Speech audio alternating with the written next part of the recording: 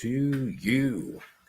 It must be 5 o'clock Eastern Standard Time somewhere out there because it's time for another edition of Hardison's Tips. I'm your host, Brandon Hardison. Glad to be with you on this beautiful Friday, the 5th day of November of 2021. We do this for all of our brothers and sisters that are in the vertical sales space. Whether you're a key account, major account, up and down the street, in-home sales, maybe you're a big box, maybe you work for copiers, maybe you are in automobiles. But we do this for all of our brothers and sisters, giving you something to think about before you get out into the street. We've also helped sales managers with some type of coaching, or even some newbies who wanted to come into the arena because this year, as you do know, sales was pretty hot, supply and demand here with that. So we're going to continue with part 2 of what we started yesterday, which was your elevator speech. Now, for those folks that don't live in communities that have maybe high rises to a point where there's 20, 30 floors, you still can get the concept. But what we're trying to do is get you to understand that is it a particular good time to do it in an elevator, or do we just wait until we have the time? Some people are prepared for it, some people are not. But to quickly tell somebody what you do, how you do, where you do it at, and then try to give them a quick overview and assess and get an appointment may be tough. So my thing is, do you have an alternative approach that can take you up, elevator up? So if the typical elevator pitch is so flawed and it doesn't make sense to turn it upside down, well, I think so. So here's what I'm talking about. Focus on the other person that you're communicating with. Notice the above the word you and yours. You and yours. In a response that probably takes no more than 15 seconds, you can shift the dialogue to one that includes and respects the other person by showing interest, empathy, and a desire to get to know them better. It all starts with assuming that your solution will fit them.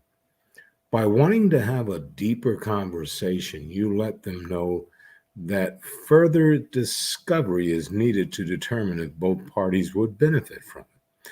You are now perceived as someone who wants to figure out whether it makes sense to work together, rather than giving them the impression that you want them to buy from you long before you know anything about their world.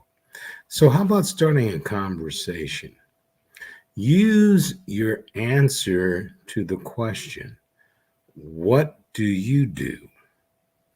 Not an attempt to fully answer the question, but as an opportunity to invite further dialogue.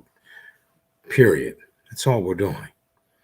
Now, what most sales professionals fail to do, listen. Even if the other person starts the conversation and even if the clock is ticking, make a concerted effort to allow the other person to be actively participating in this conversation. Time permitted, ask questions and listen. Be prepared for overtime. If you and the other person have a few moments to find a quiet corner or grab a cup of coffee, outstanding. Be prepared to take the conversation further and deeper. Know your talking points, but only trot them out if they fit organically with what you're learning about the other person and their needs and their desires and goals. Don't try to follow a script. Be yourself. Let the other person get to know you while you're getting to know them. So I guess what I'm saying is don't rush to deliver a scripted sales pitch in 30 seconds or less when you're in a confined area like an elevator. Instead, use the time to set the stage for an extended discussion during which you can listen, learn, and explore solutions together. As I've said previously, see yourself as the prospect as equals. You're in this elevator, you're equal. Getting to know one another as you begin a dialogue and discovery and possibly a professional relationship. Now, sometimes that journey starts in the elevator, and sometimes it starts in the line of Starbucks or in a noisy networking environment. How you handle these few critical moments can mean the difference between an opportunity lost versus an opportunity realized. We can do a lot if we just be prepared because you've been in this situation, you've been in this movie before. Let's try to practice and be prepared for it.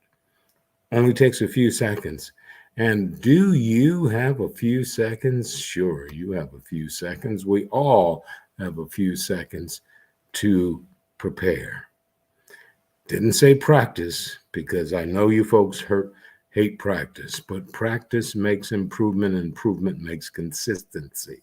And that's all we're talking about. Being consistent in those unknown situations that can further and still put more money in you and your organization's pocket.